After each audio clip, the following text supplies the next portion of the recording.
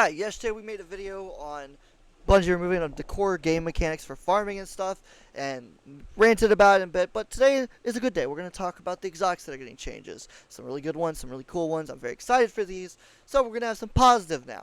Okay, we had to get rid of out the negative first, so we're now going to have some positive.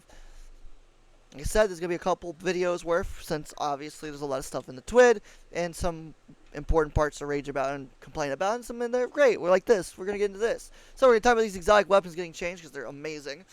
Vigilance Wing is just making last stand bonus now active when running solo and PvE activities. Not that great, so whatever. Hierarchy of Needs. Players now gain charge of Guidance Ring with any hit from Hierarchy of Needs. That's crazy. I believe it was Precision previously, now it's any. And now only need 3 charges to deploy the ring. That's crazy. That's a lot quicker. Hierarchy spawns Guidance Ring duration increased from 13 seconds to 20 seconds. That's a huge increase.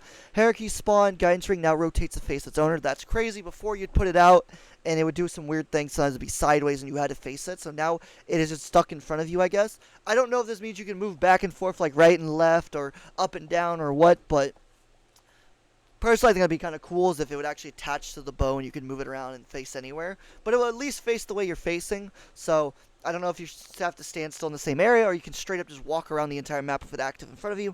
I don't know, but this is cool either way. So one would be a lot cooler, but either way it's still useful and cool, so that's cool. Players are now limited to 1 Guidance Ring in the world per player. Makes sense. Spawning a second one will remove the previous ring. That's okay. All bows now spam or spawn missiles when fired through an allied player's Guidance Ring. Yes, all bows. Okay, I have to ask, though, is these bows keeping the damage? So if I use Leviathan's Breath and shoot it through and it spawns missiles, does it get a percentage of Leviathan's Breath damage, or it's still just doing Hierarchy of Needs damage, so whatever its scalar is? That's what I want to know, because if I can use Leviathan's Breath and every little missile does the same damage or a portion of the damage of Leviathan's Breath, that's going to be crazy for DPS. Now, if it does the same amount of damage as the other bow, as Hierarchy of Needs does, it'll still be more damage, but I don't know if it'll be as broken or not. You know, we'd have to test it out. But it is really cool either way. As they say, all bows, not all legendary bows, which means technically exotic should count. It also makes me wonder for Le Monarch, does all of them get poisoned because, you know, Le Monarch? And do they gain the missiles that are solar, like the Scorch missiles that it does now, or it's going to do or whatever? Like, you know what I mean? There could be some cool combos there. I can't wait to try this out. Fix the issue where Hierarchy Seekers missiles would not play detonation visual effects when colliding with world geometry. It's not much of an issue, but that's fine. Dead Man's Tail. Each stack of Cranial Spike now grants 3.4% damage for combatants, max 17%, 5 stacks, plus 1 round reloaded. So every time you get a stack of Cranial, it reloads 1 round. That's kind of crazy. Not gonna lie, it's quite interesting. Duality added a secondary activator for on Black Wings. Now gives the buff when landing most of your pellets on a target. Wasn't it already like that? Didn't they make it where it was that way anyways? I thought that's what they changed it to begin with, because they realized sometimes a single pellet could miss. It would still kill, but you wouldn't get the damage increase. Didn't they do that already, or did they not? Am I tripping? I don't know. Navigator, this is actually a very intriguing change. When the user has Woven Mail, you now increase your damage by 25% PvE and 5% PvP, which that could be cracked in PvP with the new weapon damage perk and stuff, so, or stat, whatever. So this could be pretty crazy in PvP, potentially. That's one of the things I said definitely should get. Increased ammo generation stat. Ammo generation stat? What does that mean? Does it generate ammo? I don't remember this thing generating ammo. What? Or does it just mean it's overall ammo or something? Huh. I don't know what that's for. That's confusing. I don't know. Maybe it's I haven't used it in a long time, so maybe that's part of its perk and they're just making it better. I don't remember. But it's cool. It's getting a damage increase. 25% PV is nothing to snuff at. That is pretty cool. Wicked Implement. Wicked Implement has been increased to a rapid fire RPM. Now takes 1 additional hit to start slowing and defreeze to account for the faster rate of fire. Increased magazine size to 20 is now intrinsically anti-overload. It sucks. There's no longer be unstop for slow, for freeze, anything like that. It's not going to do unstop anymore, only overload, which kind of sucks, but whatever. I don't know why they made it a rapid fire, because in my opinion, it wasn't that great anyways with the slow fire, because it just took too many shots to start the slow effect.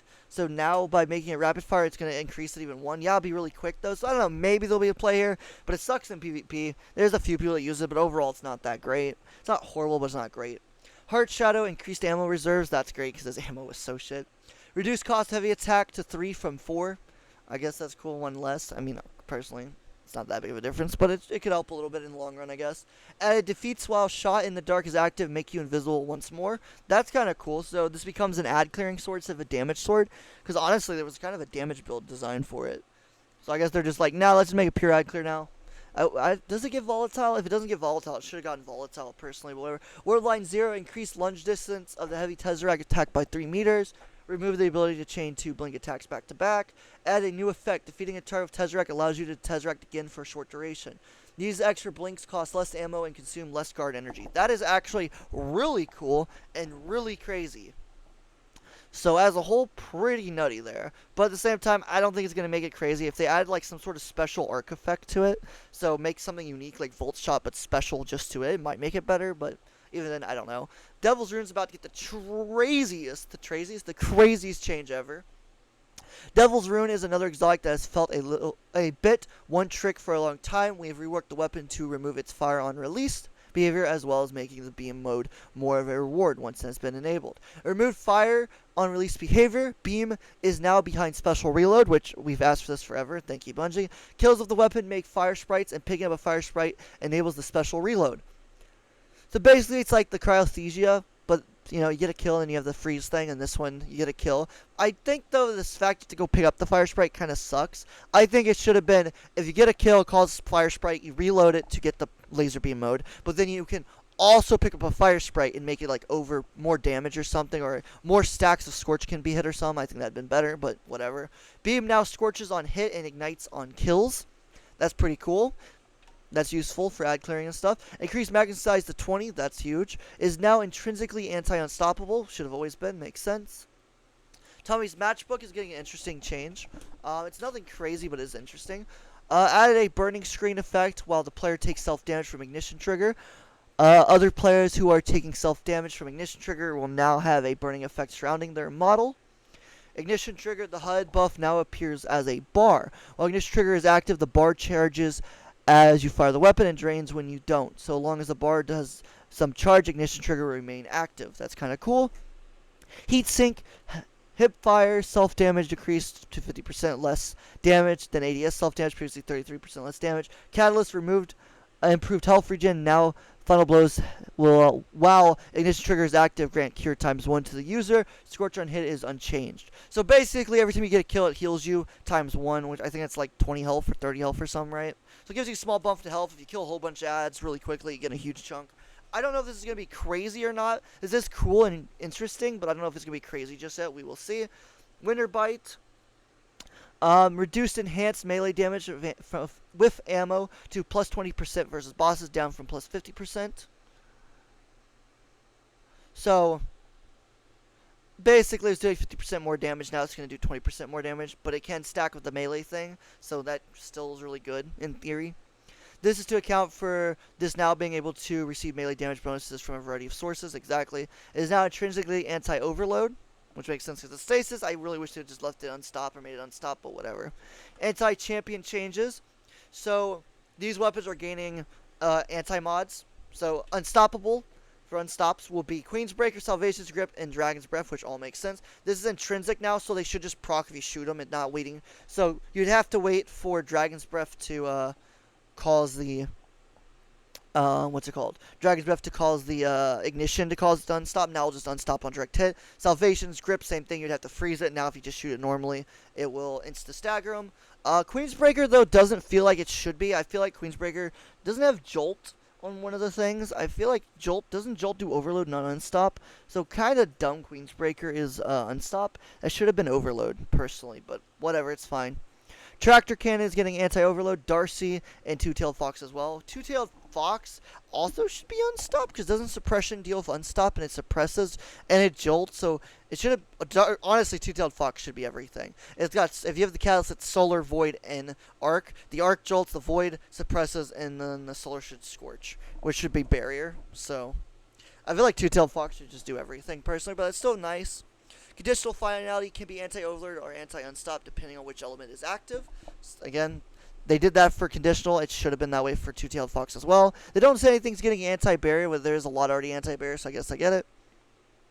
So yeah, this is pretty cool. This is the weapons we wanted to talk about. These weapons are really cool. They've always been cool as a whole, just not as very useful. These changes might make them more useful, at least more practical. So I am very happy about this, and some of these will be a lot better, like Hierarchy of Needs. More than likely, one of these weapons are getting a catalyst. I'm willing to bet it's probably going to be Devil's Rune, because they got the most work. Every time Bungie does changes like this, one of the weapons they show off that are getting changed always gets a catalyst. That's why we got the catalyst for Queensbreaker. That's why we get the catalyst for the one before. They always rework it and give it a catalyst. So I'm willing to bet there's going to be a catalyst for Devil's Rune. Rewind rounds or more damage if you pick up a Fire Sprite. The two I see happening. I don't think anything else really would be worth it. So, yeah. More than likely it would be Devil's Rune. It could be one of the other ones. I don't think Navigator has a catalyst. Oh, wait, no, it does have a catalyst, so it wouldn't be that. Duality has a catalyst, I believe. Deadman's Hierarchy of Needs has a catalyst. Vigilance Wing has a catalyst. Heart Shadow has a catalyst. Warline Zero has a catalyst. Maybe, maybe not. I don't know. Tommy's Matchbook does, obviously, it says here. Winter Bite doesn't. So Winter Bite could be getting a catalyst then. Or it could be Devil's Rune. I'm going personally more towards Devil's Rune. Because everything down here also has catalyst. Maybe, yeah, Two-Tailed Fox has it. Darcy has it. All of these have a catalyst as well, so it wouldn't be any of these. And they're not getting reworked either, so more than likely, it's going to be Devil's Rune, which makes me very excited. At the same time, it could be a completely different weapon. They have mentioned some changes to other weapons as well in the past, so it could be any of them. But I feel like it's going to more than likely be Devil's Rune, so I'm very excited to try that out and see how that works. Unless Devil's Rune does have a catalyst, and I'm wrong about that, but I don't believe it does, so I'm very excited. The way these changes are really cool and unique. Some of them are. Some of them are just slight changes, not that big of a deal. But overall, it is cool. I love to see when Bungie does do this to exotics, because exotics do need a lot of reworking. There's a lot of exotics that are old that have none of the new stuff and should be. Hopefully Bungie will get to some of the kinetic ones that do actual kinetic damage. They should have kinetic trimmers or a better version of it or something like Huckleberry. I think should get a kinetic trimmers. Just saying, Bungie would be kind of cool. I know it has the better rampage, and that makes it better than normal rampage, but it would be cool just to add a kinetic trimmers on that too. So, just saying, Bungie, little thought there. But yeah, as a whole, these are the weapons that are getting updated and changed. I'm very excited for them. The bow is going to be fun, and then the Devil's Rune change is going to be fun as well for the most part. The rest of them are going to be fun to play and mess with, but those two are going to be the exact insane amount of fun, so I'm very excited to try them out. If you enjoyed the video, like, subscribe, leave a comment what you think. Are you excited for these weapon changes, or you think they're not that big of a deal, or you think they're amazing? Let me know in the comments. Thanks for watching. Adios. We gone. Bye.